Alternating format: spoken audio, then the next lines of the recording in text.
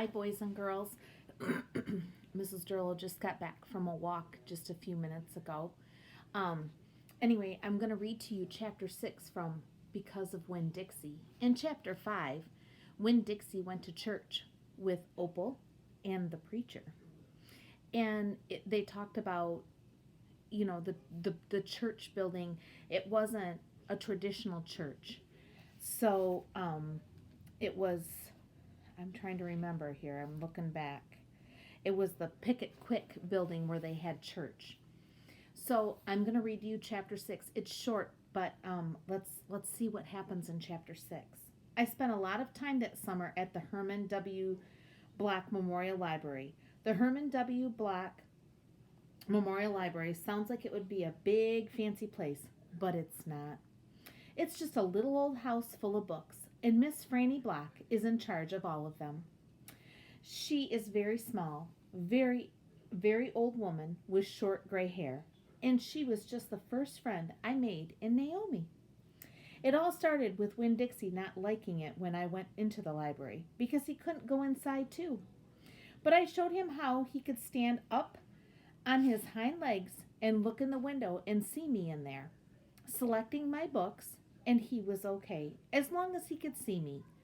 But the thing was, the first time Miss Franny Black saw Winn Dixie standing up on his hind legs like that, looking in the window, she didn't think he was a dog. She thought he was a bear. This is what happened. I was picking out my books and kind of humming to myself, and all of a sudden, there was this loud and scary scream. I went running up to the front of the library, and there was Miss Franny Black sitting on the floor behind her desk. Miss Franny, I said, are you all right? A bear, she said. A bear, I asked. He has come back, she said. He has? I asked. Well, where is he? Out there, she said, and raising a finger and pointed at Winn Dixie, standing up on his hind legs, looking in the window for me. Miss Franny Black, I said, that's not a bear. That's a dog. That's my dog, Winn Dixie. Yes, ma'am, I told her.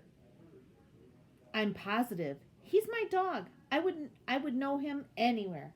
Miss Franny sat there trembling and shaking. Come on, I said. Let me help you. It's okay. I stuck out my hand and Miss Franny took hold of it, and I pulled her up off the floor. She didn't weigh hardly anything at all. Once she was standing on her feet, she started acting all embarrassed, saying how I must think she was a silly old lady, mistaking a dog for a bear, but that she had a bad experience with a bear coming into the Herman W. Black Memorial Library a long time ago, and she had never quite gotten over it. Well, when did it happen? When did that happen? I asked. Well, said Miss Franny, it's a very long story. That's okay, I told her. I am like my mama in that I like to be told stories. But before you start telling it, can Winn Dixie come in to listen too? He gets lonely without me. Well, I don't know, said Miss Franny. Dogs are not allowed in the Herman W. Black Memorial Library. He'll be good, I told her. He's a dog who goes to church. And before she could say yes or no, I went outside and got Winn Dixie, and he came in and laid down with a humph and sigh right at Miss Franny's feet. She looked down at him and said, he most certainly is a large dog.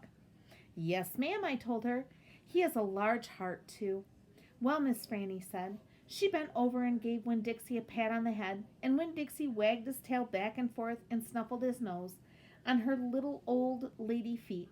Let me get a chair and sit down so I can tell this story properly.